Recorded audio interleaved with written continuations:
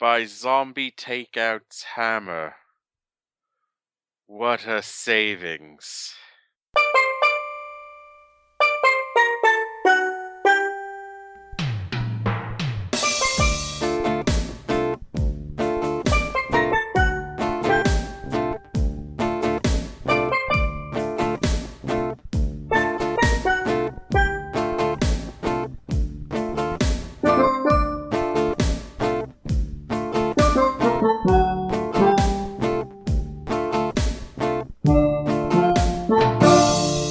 What's up? Welcome to episode 269 of Zombie Takeout, the B-Moving Cult Movie Podcast. I'm Uncle John. And I'm Scotto. And before we get to this week's movie, got quite a bit of front matter.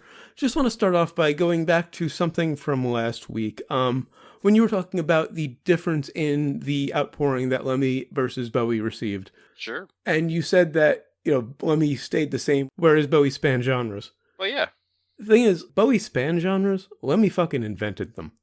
Well, here's the thing, though. Well, I don't know about inventing it either. I mean, Sabbath predated. Ozzy himself said in the documentary, it's debatable whether Motorhead or Sabbath invented metal. I mentioned several subgenres of metal and punk and industrial that wouldn't have existed without Motorhead. And it's not saying one deserves more love than the other, but it's more logical that Bowie's going to get more love because when you go across genres, you're going to pick up more fans. Oh, okay. So it's more of a popularity thing you were pointing at. Okay. Right. Although I think it's probably more sensible to say that that's a matter of the 80s when he completely sold out for about 8 years. But yes, that was a completely different genre, and there are some doors you don't go down, but he did. That's why he was popular. That's why he was as big as he was. If he went from, say, low or station to station straight to Tin Machine, as awesome as that would have been. Honestly, I'm not that much of a fan of the whole Berlin trilogy era. Okay. Well, I'm just saying one of his last good albums, straight to Tin Machine, if you cut out all of that, Let's Dance and everything, the rest of the 80s pretty much. But that's what made him exciting. He was willing to just take the chance. Well, yeah. And as I said, that's one of the things I greatly appreciate about them. Whereas, Lemmy wasn't taking any chances once he, found his groove. Well, yeah, he kind of stayed in the same lane. That's true. Right. Well, I just wanted to make sure Lemmy wasn't being disrespected. No, of course not. And like I said, the fact that Bowie had all of that fame, and you know what, he's a guy who could have just done a Vegas show or like whatever these guys are doing now with like, standing, appointments and just, he could have done that Glass Spider tour for the rest of his life. Right, yeah, easily. And made billions off it. Instead, he chose to do Tin Machine. Well, I think we all have to have Reeves Gabrels to thank for that. Well, of course, yeah. And then from there, he went back a little bit to make some money, but... No, not really. That was kind of one of the other points I was going to make, because the outpouring on social media, as you've said, it was all about popularity. And when he went back to making good solo music, he pretty much faded into obscurity. Yeah. I heard a song every few years, which kind of gets to the subject of this week's tribute, Alan Rickman. If he hadn't done the Harry Potter movies, he'd still be known as the guy who played Hans Gruber in Die Hard, and not a lot of people would have cared when he died. He got the outpouring he did because of the Harry Potter movies, because he had a major role in a huge series of movies, regardless of what you may think about the franchise. Right, it's funny. I didn't even realize he was in that stuff. You saw the first one, you didn't recognize him? I don't know. You've repressed it. I thought that was Trent Reznor. All right, well, before we get to this week's movie, we got a little bit more. This is some listener submitted. This is from John Phillips on Facebook in reference to last week's movie, The Man Who Fell to Earth. He said, live commenting again, of course, because it's John. It's cool. Original Motorhead drummer Phil Filthy Animal Taylor passed away in November of last year. That was the drummer you were thinking of. Yeah. I also mentioned that it was the third mistake we made about the membership of Motorhead, because I said that Phil Campbell, the current guitarist, or the final guitarist, was the second guitarist, and I completely forgot about Fast Eddie Clarke, who was with them from the late 70s to the early 80s, and is only the guy who played on Motorhead and Ace of Spades. Completely forgot about him. Well, when it comes to Motorhead, though, outside of Lemmy, Do you really need to? Well, but I had done some research for that episode. I shouldn't have forgotten the guy. It was kind of important. If I hadn't done the research, then yeah, I doubt I would have been able to name anybody other than Lemmy, to be honest. Right. He also said, with regards to The Man Who Fell to Earth, I'm guessing Criterion DVD has the international cut. Not that I'm in a rush to see that much of Rip Torn. Amazon also has it, at least judging from the running time, it was 2 hours, 19 minutes, which was the same as the version I had. If Bowie hadn't just died, I so would have went for the episode title of Bowie Junk. Yeah. So there are other places to find it without shelling out for the Criterion DVD if you really want to see that much of Rip Torn. Also, couple of, well, I won't say older listeners submitted, but listeners submitted on some older episodes that I wanted to bring up. Richard Hawes commented on our Facebook page in regards to episode 257, Turbulence 3 Heavy Metal. And he said, it was my recommendation, thanks guys, listened in a double bill with Left Behind, so 2 plane movies at the same time. we had forgotten who had requested Turbulence, so Richard was just letting us know. We suck. Sorry about that, Richard.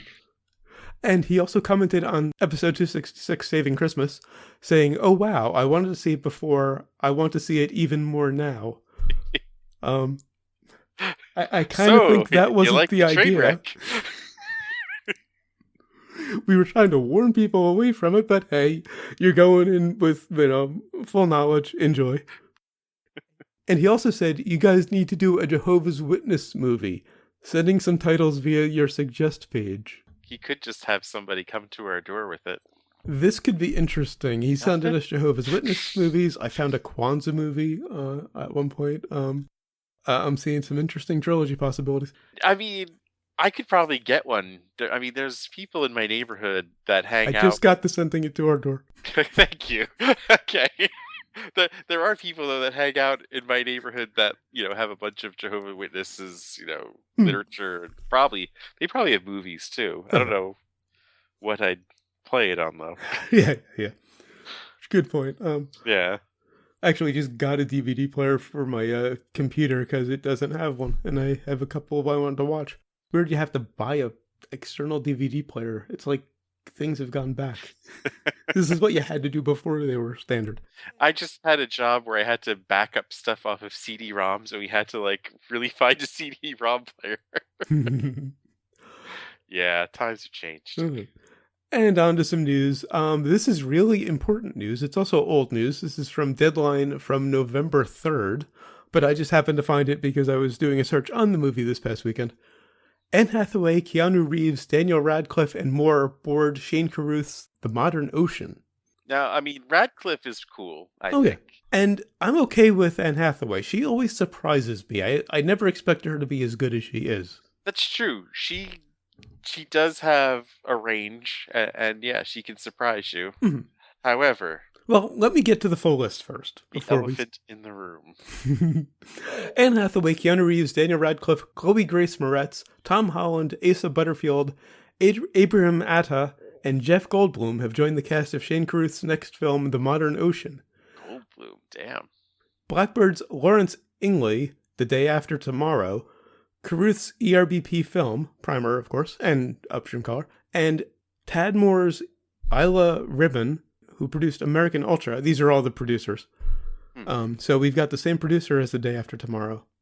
And Keanu. That is the... The producer has me more concerned, actually. Oh. Because I know you say that producers are just money people, but they do have some impact.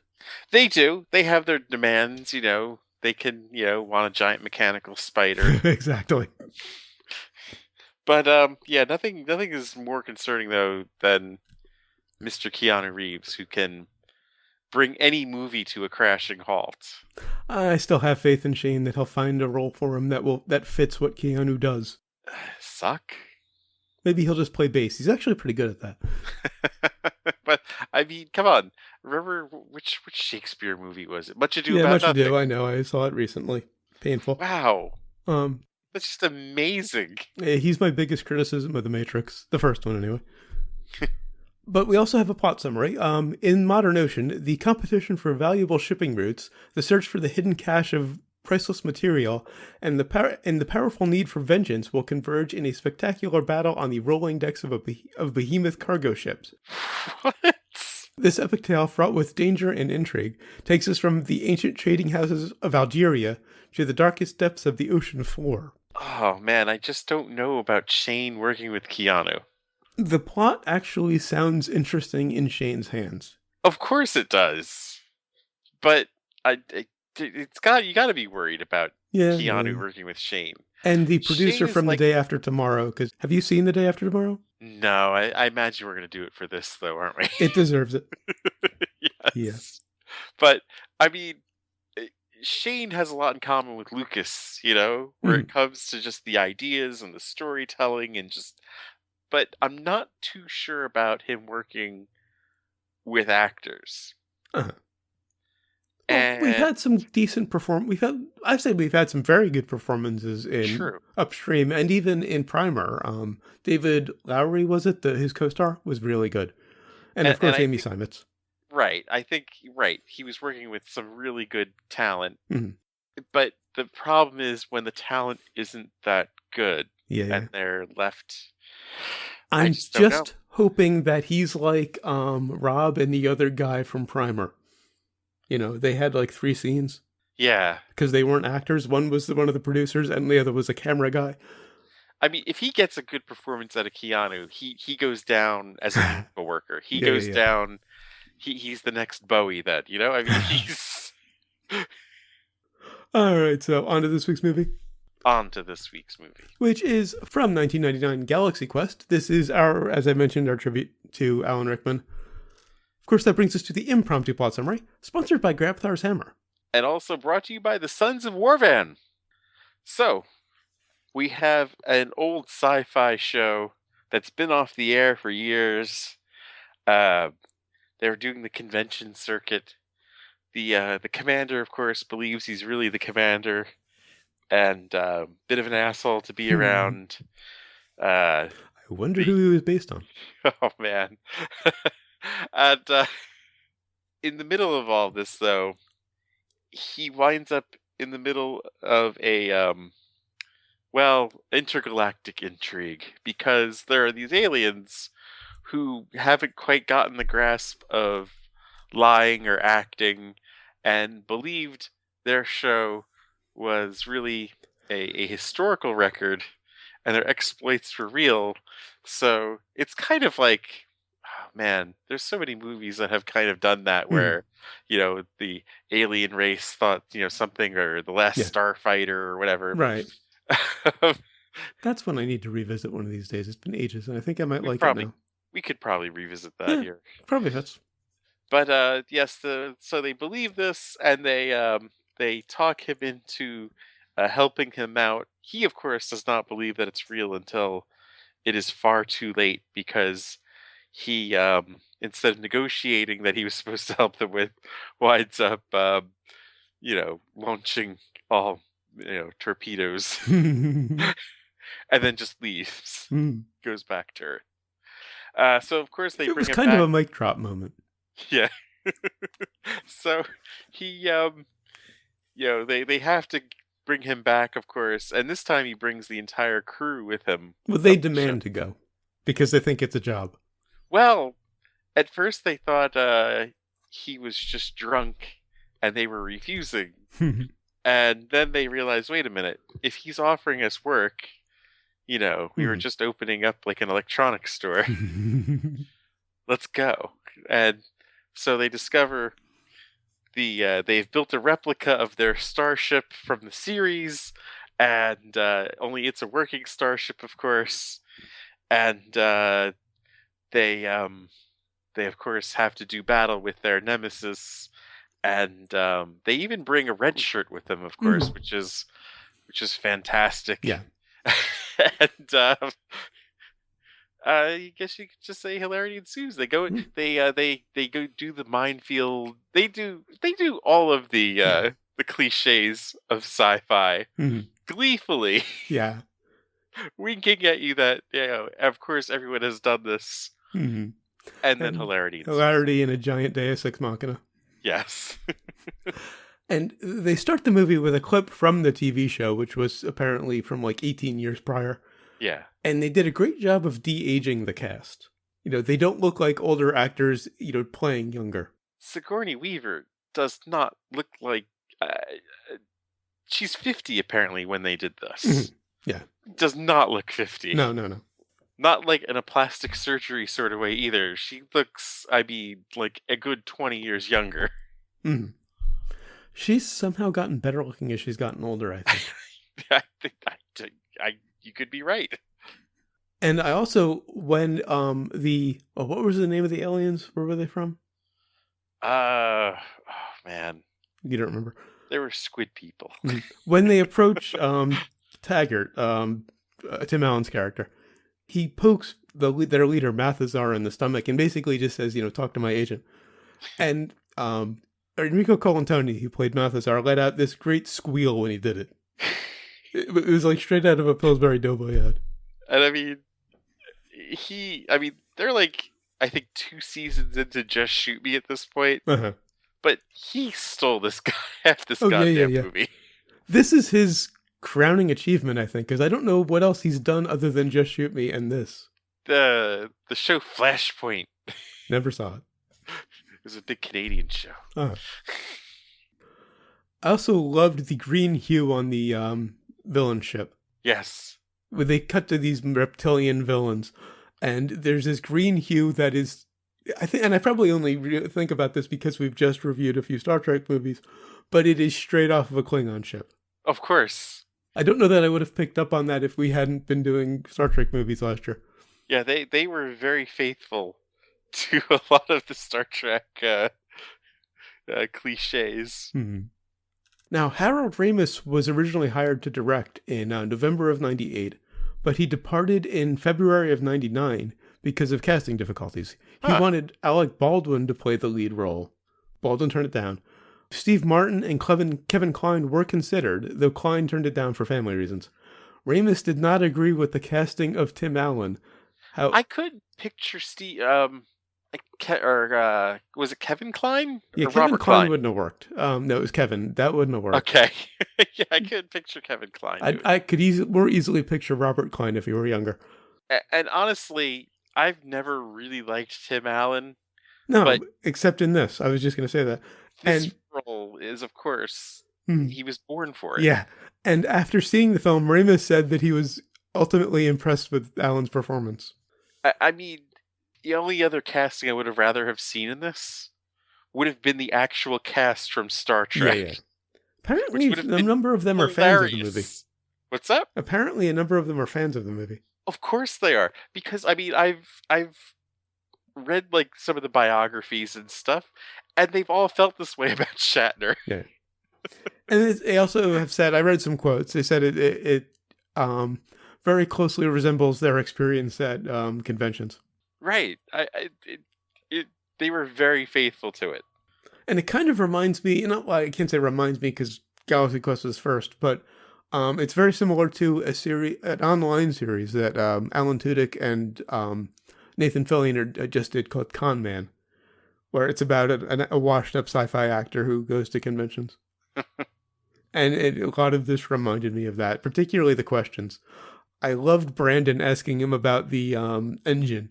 The cast, though, I mean, it's an all-star television cast. Yeah. Too. Except for like Sigourney Weaver, Rickman, and Rockwell, who was completely unknown at this time. Yeah.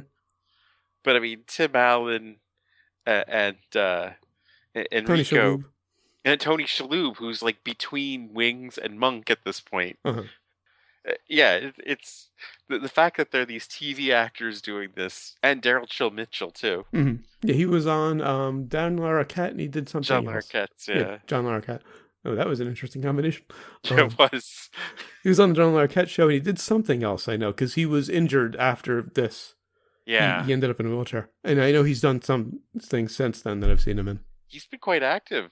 Mm-hmm. I mean, he's paralyzed from the waist down, but he's still quite active in for a career. I also really like that the transporter wasn't painless. Not the one that they, destroyed the pig thing with, but the one that encased them in slime Yeah. and just sent them flying through the stars. Oh, using the transporter as a weapon is a fantastic idea. Oh, yeah. And the scrape on the way out of the dock. Have you not wanted to see that in every Star Trek movie? Of course. You knew Sulu would never do it, of course. Of course. But it's been ages since I've seen this movie, and when that scene was happening, I just kept thinking, I hope it happens, and they did it. Well, because you know how many Star Trek, movies they've done that, like we're disembarking now, Mm-hmm. And they do the entire getting out of the shuttle bay, It's just kind of like, oh boy, we know they're going to make it out, and who gives a fuck? Was it Khan or Search for Spock, where they crashed, or where they were getting, not where they crashed, where the door was closing? I think that might have been Search for Spock. Okay, because I knew it was one of the ones we did recently. Because they stole the they stole the Enterprise. Now, did they ever explicitly say that Tony Shalhoub's character was a stoner? No. I know. Guy Rockwell's character says at one point, "Are you stoned?" which I got a kick out of. And Tony Shalhoub was the other one who really stole much of this. Just like the, hey guys, FYI. And he was basically really playing shape. The whole role stoned. Yes. Incidentally, Rockwell almost backed out after winning a lead role in an independent film, but Kevin Spacey convinced him to stay in the film. Well, this is like a little after Safe Men, actually, like a year after that, and just a little bit before he really hit it with Confessions of a Dangerous Mind. Right, that was his first big one. Okay. But yeah, I had no idea he was in this. It's like, I mean, it's the first time I've rewatched this in a long time. And I'm like, fuck, Sam Rockwell's in this Come to think of it, this probably was the first thing I saw him in. And then, seeing Rainn Wilson. Mm-hmm. It's always nice when he's in a role that I don't expect. And Justin Long. Yeah, and this was his first movie, by the way. Yeah, same with Rainn Wilson. The only thing he did before this was like a soap opera. Oh, wow. Okay. So this was before he did 6 Feet Under? Was he in 6 Feet Under? That's the role I first saw him in. It's that in The Office that I really know him from. It had to have been before that, because I saw the only thing he did this was like the soap opera One Life to Live. Oh, okay. But yeah, I didn't even. I was like, wow, that kid looks a lot like Justin Long. This had to have been done a lot earlier than when it was released. Probably, yeah. Because Justin Long didn't even look 20. Oh, wait a minute. But Ramis was out of the picture in February of 99, and the movie was released in 99, so couldn't have been. Yeah. It had to have been shot just before it was released. Wow. I have to admit, I thought Guy wasn't going to make it. Of course. He's the red shirt. I figured they were going to play on that. I love that his name is Guy. Yeah. Like, what's my last... I don't have a last name. and at the end, man. Apparently that was his actual actor. The actor's name was Guy something at the end. Yeah. Because they at the end, they bring the show back, of course, after 18 years, and he's got a lead role now. Whereas, he was a red shirt originally. Yeah. I also really liked that they brought Brandon back, the kid who asked them the question at the convention. He actually becomes an important part of the movie. Right. Kind of saves the day.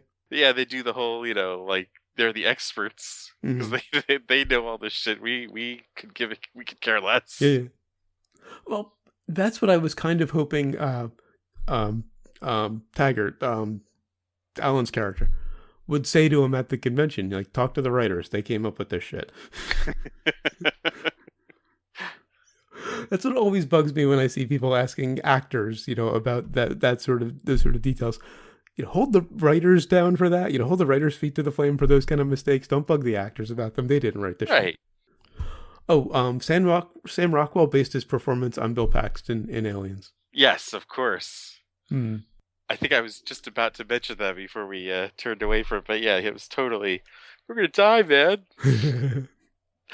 And it was perfect because, I mean, it's just that other element of sci-fi that needed to be brought into it. Mm-hmm. It wasn't enough to just have Sigourney Weaver. You had to have Bill Paxton, too. Of course. Yeah, if you've got Sigourney Weaver, you have to reference the Alien trilogy, of course. And they couldn't just reference Star Trek. Actually, they were fairly light on Star Trek. Yeah, except for the casting situation. Then Well, of they course they had do. the obvious Kirk, Shatner, but that was really it as far as directly referencing Star Trek. I think the only cast member they were really missing from Star Trek would have been a Dr. McCoy. Well, that's what Rickman's character was kind of supposed. No, not McCoy. I'm Nah, thinking Spock. he was Spock. Yeah, I was confused there. Yeah, there really wasn't a McCoy. There wasn't a curmudgeon. Right. That was the only thing they were missing, and I mean, he did pass away like at the same time this came out, but you know, Yeah, yeah. I doubt they would have taken it out all of a sudden. Right, right. Oh, one other Star Trek reference. The NSCA Protector, the ship, serial number is NTA 3120. NTE, I think I said it, NTA. NTE 3120. NTE stands for Not the Enterprise. Oh, and of course, the rock monster was a reference to Shatner, who desperately wanted to put rock monsters in the climax of Star Trek V, The Final Frontier. Really? Yeah, but had to cut them for budgetary reasons. Ah. We'll have to remember that when we get to the Final Frontier. I think that would have been also in the Final Frontier. Yeah, yeah. Well, just about anything else would have been awesome in the Final Frontier. But see, the Final Frontier is The Force Awakens to Star Wars. Okay. It was a movie for the fans. Okay, that makes sense. All right, yeah, now I get that. All right. That's interesting. I will have to keep that in mind when we actually review it. I was thinking of the Final Frontier a lot while I was watching The Force Awakens. Interesting, okay. I think the only thing they were missing was Han and Chewie singing "Row, row, row your boat." Oh, one last bit of trivia. The film was the earliest to have its own domain and website, galaxyquest.com. Really? This is 99. Not a lot of domains. I mean, it was one of the earliest. I don't know if I said the earliest, but it was one of them, which is now only available via the Wayback Machine. However, rather than being a polished part of the film's marketing campaign, the site, in keeping with the film's fandom theme, was deliberately designed to look like a fan page with screen captures and poor HTML coding. Oh, nice. I really need to check that out on the Wayback Machine. Of course, now we have to get to the Deus Ex Machina in the room. The Omega-13. They mention it like 3 times in the movie before you actually see it. Right. And then when you do see it, they say that it can turn back time, 13 seconds? Right. It's just so ridiculous. It's a really arbitrary number. Right. And immediately when they said that, if it wasn't obvious enough, I thought to myself, Deus Ex Machina. Of course. Yeah. And of course they were playing with that, because this was right after... Was it right after or right before we got to the Smashers? The Smashers, of course, is one of the best scenes, if not in this movie, if not in any movie. Yeah. The thing that really gets me about the Smashers, this was 3 years before Attack of the Clones.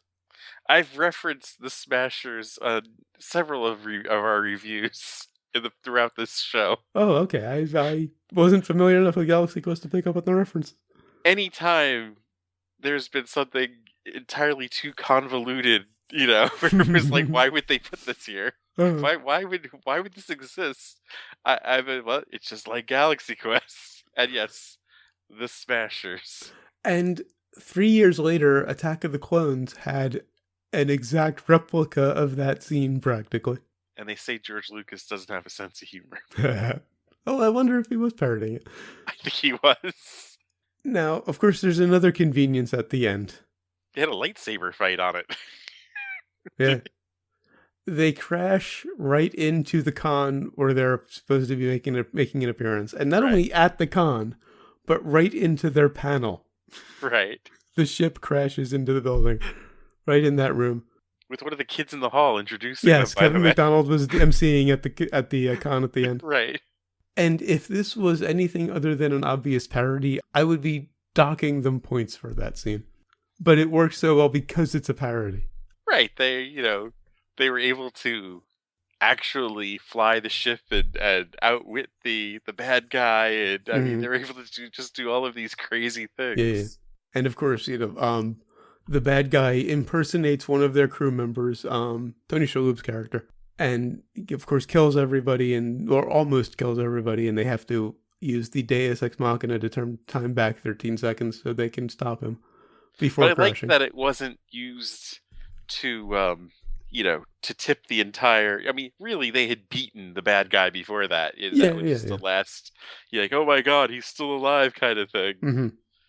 Yeah, it was the I can't remember the movie, but I think Fatal Attraction when she comes up out of the bathtub. It was that kind of a scene. And then, of course, they did it more than once in this. Oh yeah, yeah. All right, on to sequels and remakes. On to sequels and remakes.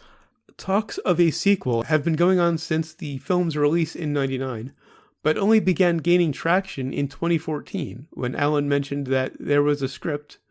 Stars Weaver and Rockwell mentioned that they were interested in returning. However, Enrico Colantoni has stated that he would prefer there not to be a sequel, lest it tarnish the characters from the first film. He may have a point. Well, with Alan Rickman no longer with us. Well, yeah, there's more to that. He said, well, first off, with Colantoni, he said, to make something up just because we love those characters and turn it into a sequel, then it becomes the awful sequel. Yeah. In January 2016, after the unexpected death of Alan Rickman from pancreatic cancer, Tim Allen intimated in The Hollywood Reporter that a sequel was being considered, saying, What? quote, he was very serious about his craft. I'm not supposed to say anything. I'm speaking way out of turn here, but Galaxy Quest is really close to being resurrected in a very creative way. It's closer than I can tell you, but I can't say more than that. The real kicker is that Alan now is left out. That's been a big shock on many levels. You know what? The only way they should come back to this is if they do a different cast altogether. And I'm thinking you either take the Next Generation cast or you take the Firefly cast. Oh, Firefly, that would be painful but perfect, yeah. And you just remake the movie, with them. Yeah. Now, the possible movie sequel is not the only sequel being considered. In April 2015, Paramount Television, along with the movie's co-writer, director, and executive producers, announced that they were looking to develop a television series based on Galaxy Quest. The movie is considered in the similar vein as Paramount's current revivals of Minority Report and School of Rock as television series. In August 2015, it was announced that Amazon Studios would be developing the series. Huh. So it's going to Amazon as a series now. And a sequel movie is being made. I just don't see it. I mean, I love this, but... A series could be interesting because they do have to recast it. They're not going to get Tim Allen and Sigourney Weaver to do a series. True. So they could take it in a very different direction. And I kind of like the idea of it being a series just because it's a parody of a series. I like the meta quality of that. The movie sequel, I'm kind of hoping doesn't make it. Because, I mean, what would you do? Would you do them wealthy now because they've done this movie? Yeah. And they're doing a series. I mean, that was the end of the movie. They have a new series. Right. So are the aliens going to come back? Is it going to be a different group of aliens? Where do you go with that? Are new lives seeking them out? Yeah, and new civilizations. Uh-huh. Well, it can't be the old aliens, though it would be interesting to see them do a cameo. Yeah. Just have, Enrico Colantoni and Missy Pyle do a cameo. The aliens in this, just everything about them. Their mannerisms, their way they applaud. They kind of make the movie. I mean, Alan and Sigourney Weaver and, of course, Alan Rickman, everybody was great, but the aliens are what make it worth the price of admission to me. Yeah, and I mean, Rickman, we haven't really talked much about him. I mean, he's got some good scenes in the beginning where he just, mean, he's even given much, but he just makes just the facial expression where he's looking like he wants to kill somebody. He starts off very tired of doing the convention circuit and very hateful of his current lot in life. In fact, he refuses to say his catchphrase. And it's basically Marvin the Paranoid android before he played Marvin. Yeah, I forgot. He's Marvin too. So we got Rockwell and him. Yeah. Oh, wow. But the whole where the alien's about to say, biograph. And he just, And he's like, don't. yeah. I'm not kidding. Doesn't he do that like 3 times? Where the alien wants to say it? Because the alien is a total fanboy. Yeah. That was the other kind of meta thing here that I only just am thinking about is the aliens were fanboys. Yes. I that didn't occur to me. They were captured by fanboys. This movie has more layers than I thought it would. Underbrains. Brains. Like I said last time, I really wasn't sure how I was going to land on this one because I didn't care for it the first time I saw it many years ago. Now, getting the references and just understanding what it was all about, I really enjoyed it. I'm going 4.5. Yeah, it did surprise me. You didn't like it the first time because you weren't that familiar with what they were parodying. Yeah, I've never really been a huge Star Trek fan, as I've talked about when we reviewed Star Trek movies. And that's important to, to be familiar with the tropes. the source material. Yeah. And then they just nail it. Yeah. Sitting through this, just the cast alone is just so amazing to see together. Some are famous, of course, like Alan and Weaver, and some, of course, kind of down between on a lull, and some just starting out. But right. it's worth the price of admission alone just to see them.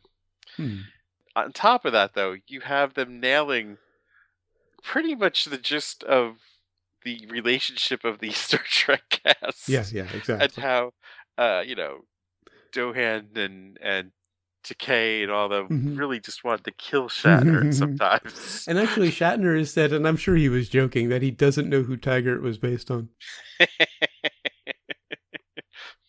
They just needed to make Tim Allen more of a balding kind of guy or something like that, but they didn't go there.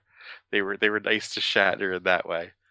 But yeah, I got to go 5 brains because there's stuff here that it was the first time it had ever been pointed out that why would somebody have something like this on a ship? Yeah. The flames come up. I think that's really what reminded me of Clones, the flames. I mean, the fact that you have this ridiculously super fast thing that they were able to maneuver around in one shot, of course, without getting clocked once, and then they make it through that. They're the flames. What? And then Sigourney Weaver just yelling at how stupid this whole thing is. Comments on bad writing. It was kind of like the Monty Python Yellowbeard thing about no more bad acting. Yeah, she basically says, well, forget it. I'm not doing it. This episode sucks or something of that nature. Right. All right, so what have we learned? That there should be a moratorium on memoriams. I learned a couple of things. I learned that the tentacle monsters can actually be the good guys. And I also learned that the rolling helps. I'm just going to let that sit there for a bit. All right, so until next time, when we will finally, hopefully, be getting the Godzillogy with Godzilla from '98, the Roland Emmerich one. Should we discuss who would it take to pass away for us to cancel? Yeah. We've had a good run with these tribute episodes. I mean, unfortunate circumstances, but we've had 3 really good movies. It had to end sometime. We got to bring the pain with some Roland Emmerich next time. I would love to do an Abe Vigoda tribute, but I can't see. Nothing really workable there. I can't see us doing some episodes of Barney Miller or Fish. No. All right, so until then, go to zombietakeout.com, check out the album art, the episode description, of course, the episode itself, which you're already listening to. Links to find us on Facebook, Twitter, Google+, and YouTube. Links to subscribe via RSS and iTunes. Please leave us a rating and a review on iTunes. We'd really appreciate it. Also, if you enjoy the show, give us a little word of mouth. Of course, we appreciate all of the listeners we have, but more would be better. You'll also find in the movie list every movie we've reviewed so far and every movie we're going to review. Up through, I think we're good through May at this point. Oh yeah, we pushed back the Godzillogy for another trilogy, and we've plugged in a few things along the way as we've gone. And we have a movie directed by a mutual friend who we have coming up after the Godzillogy. We've had to push that off too. I've kind of felt a little bad about that. Yeah. You also find the request form. If you've got a movie you'd like to hear us review, please leave it on the request form, as Richard Hawes has done or will be doing with the Jehovah's Witness movies. Can't wait to see those. And, of course, the recommendations list. I was, again, unsure for myself. I knew you were going to request it. Actually, I have a pop screen this week, which might be why I sounded a bit better, according to you. And next to your name, I had 4, 4.5, and 5 written out just so I wouldn't have to type in front, while we were on the air. So I could just delete whichever one you didn't go with. Because I knew you were putting it on the rec list, obviously. I'm glad it held up. You can email us zombieticket@gmail.com or leave us a voicemail at 414-368-ZTO1 or for the alphanumerically challenged. You can sit on Grandfather's hammer. Yes. 414-368-9861. Of course, always remember that you will always be calling from the middle of Milwaukee. And until next time, always remember, never forget, wherever you go in life, there you are. How did I come to this?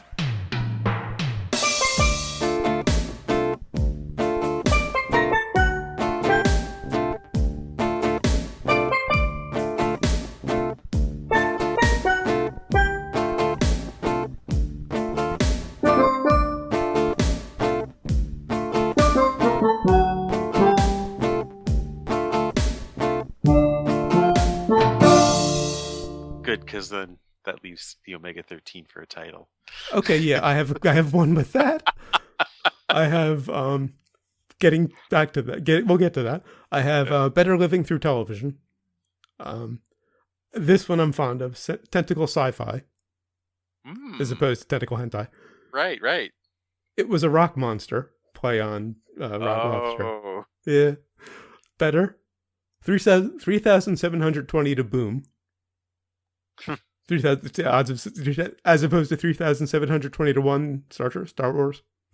So navigating an asteroid field. Right. There's 20 to boom. Or Deus Ex 13. I have the green thingy or Chekhov's Omega-13.